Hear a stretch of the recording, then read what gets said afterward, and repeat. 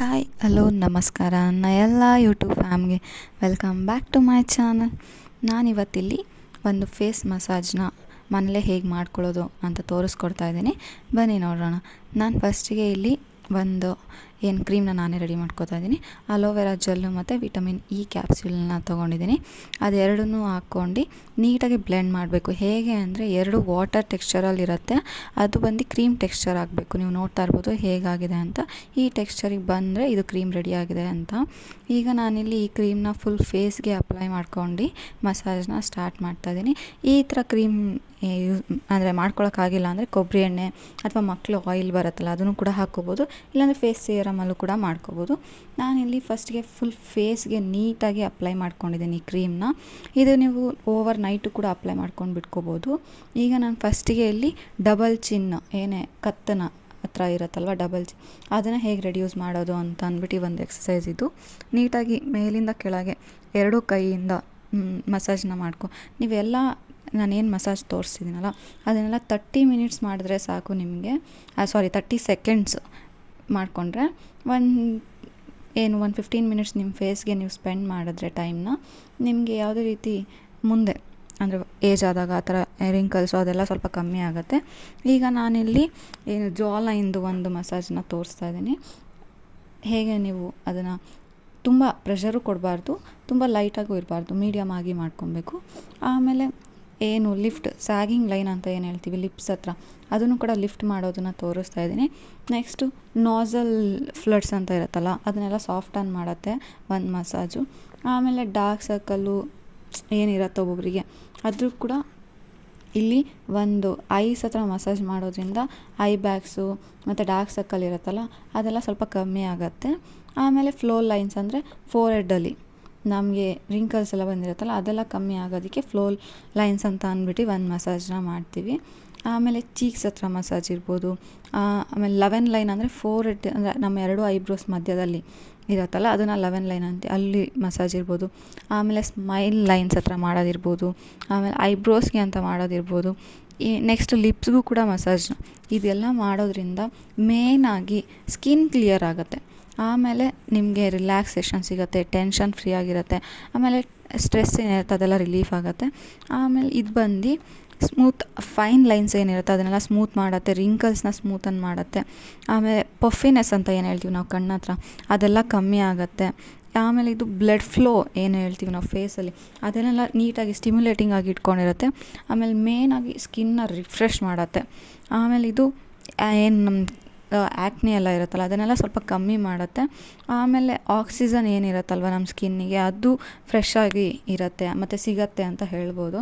Next ನಾವಿಲ್ಲಿ ಈ ಥರ ಮಸಾಜ್ನ ಮಾಡೋದ್ರಿಂದ ಫೇಸು ಅಂದರೆ ಈಗ ಏಜ್ ಆಗಿರಲ್ಲ ಬಟ್ ಏಜ್ ಆಗಿರೋ ಥರ ಕಾಣಿಸುತ್ತಲ್ವ ಅದೆಲ್ಲ ಸ್ವಲ್ಪ ಕಮ್ಮಿ ಆಗುತ್ತೆ. ಈ ಥರ ನೀವು ಮಸಾಜಸ್ನ ಮಾಡೋದ್ರಿಂದ ನಿಮಗೆ ಪ್ರತಿಯೊಂದು ಅಂದರೆ ಫೇಸಲ್ಲಿ ಈ ಐಸ್ ಇರ್ಬೋದು, ಐಬ್ರೋಸ್ ಇರ್ಬೋದು, ಫೋರ್ ಹೆಡ್ಡು, ನೋಸು, ಲಿಪ್ಸು, ಆಮೇಲೆ ಜಾ ಲೈನು, ಡಬಲ್ ಚಿನ್ನು ಇದೆಲ್ಲ ಫುಲ್ ಇಂಪಾರ್ಟೆಂಟ್ ಆಗುತ್ತೆ. ಹಾಗಾಗಿ ಪ್ರತಿಯೊಂದು ಪಾರ್ಟ್ ಫೇಸಲ್ಲಿ ಇರೋದಕ್ಕೂ ಪ್ರತಿಯೊಂದು ಮಸಾಜಸ್ ಇರುತ್ತೆ.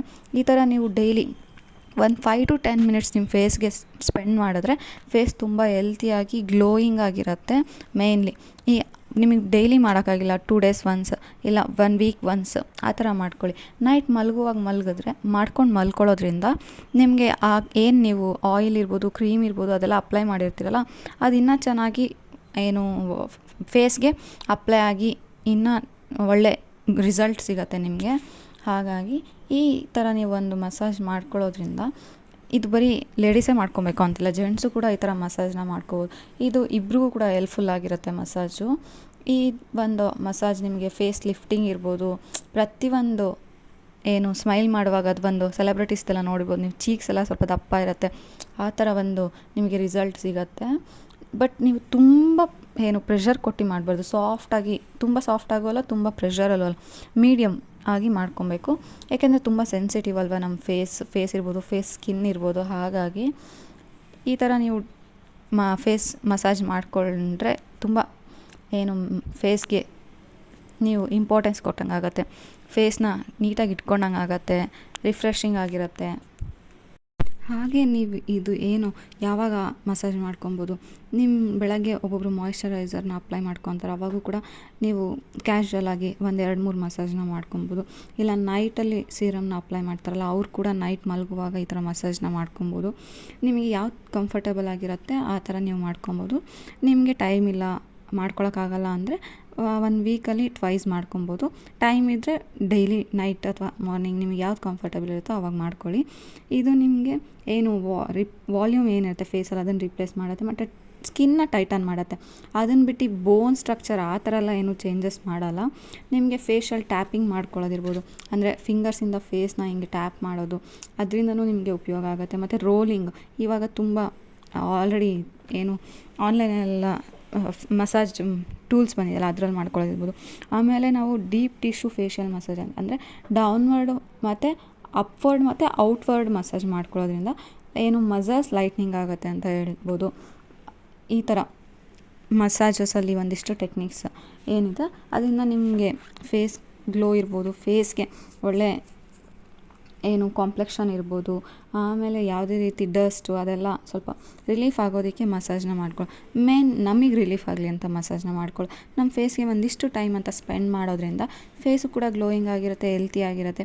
ಮತ್ತು ಬ್ಲಡ್ ಸರ್ಕ್ಯುಲೇಷನ್ ಇರ್ಬೋದು, ಪ್ರತಿಯೊಂದು ಫೇಸಲ್ಲಿ ಹೇಗೆ ಪ್ರತಿಯೊಂದು ಪಾರ್ಟೂ ಕೂಡ ಇಂಪಾರ್ಟೆಂಟ್ ಆಗುತ್ತಲ್ಲ, ಹಾಗಾಗಿ ಈ ಥರ ಫೇಸ್ ಮಸಾಜ್ ಇರ್ಬೋದು, ಫೇಶಿಯಲ್ಸ್ ಇರ್ಬೋದು, ಇದನ್ನೆಲ್ಲ ನೀವು ಮನೇಲೇ ಮಾಡ್ಕೊಳ್ಳೋದ್ರಿಂದ ಉಪಯೋಗ ಆಗುತ್ತೆ. ಹಾಗೆ ಫ್ರೀ ಟೈಮ್ ಸಿಕ್ಕಿದಾಗ ಮಾಡ್ಕೊಳ್ಳೋದ್ರಿಂದ ನಿಮಗೂ ಕೂಡ ಏನು ಹ್ಯಾಂಡ್ ಮೂಮೆಂಟ್ಸ್ ಕೂಡ ಇಂಪ್ರೂವ್, ಅಂದರೆ ಹ್ಯಾಂಡ್ ಮೂಮೆಂಟ್ಸು ಕೂಡ ಆಗುತ್ತಲ್ವ ಮಸಾಜ್ ಮಾಡೋದ್ರಿಂದ, ಅದು ಕೂಡ ನಿಮಗೆ ಹೆಲ್ಪ್ಫುಲ್ ಆಗುತ್ತೆ.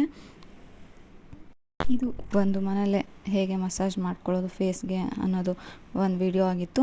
ನಿಮಗೆಲ್ಲ ಇಷ್ಟ ಆಗಿದೆ ಅಂತ ಅಂದ್ಕೊಂಡಿದ್ದೀನಿ. ಇಷ್ಟ ಆಗಿದ್ರೆ ಲೈಕ್ ಮಾಡಿ, ಹಾಗೆ ನೀವು ಮನೇಲಿ ಮಾಡ್ಕೊಳ್ಳಿ, ಹೆಲ್ಪ್ಫುಲ್ ಆಗುತ್ತೆ ನಿಮಗೆ. ಮುಂದೆ ಕೂಡ ಹೀಗೆ ಒಳ್ಳೆ ವೀಡಿಯೋಸ್ನ ಅಪ್ಲೋಡ್ ಮಾಡ್ತೀನಿ. ಇನ್ನು ಯಾರು ನನ್ನ ಚಾನಲ್ನ ಸಬ್ಸ್ಕ್ರೈಬ್ ಆಗಿಲ್ಲ ಸಬ್ಸ್ಕ್ರೈಬ್ ಆಗಿ. Thank you.